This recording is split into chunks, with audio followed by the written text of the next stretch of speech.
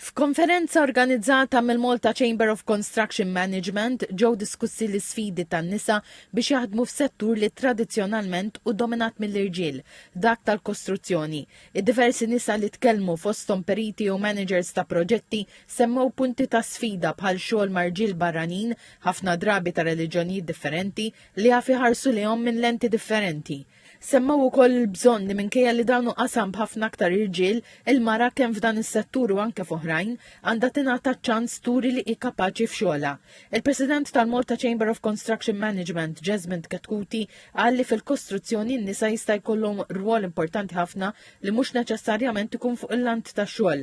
Semma bħala eżempji li ppjanaru d-disinn tal-proġett fost affarijiet oħra. L-iskop tagħha hija li aħna ninkoraġġixxu iktar nisa biex jipparteċipaw fis-settur tal-kostruzzjoni.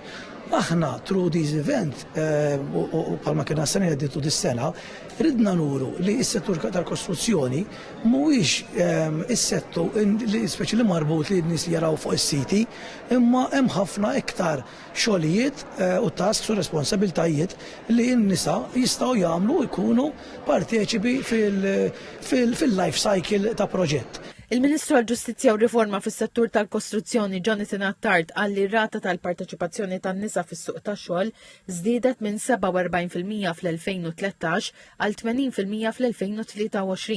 Qal li n-nisa jiżdiedu wkoll fil-kostruzzjoni u żied jgħid li b'dan il-mod qed ikissru ħafna ostakli li kienu jsibu qabel.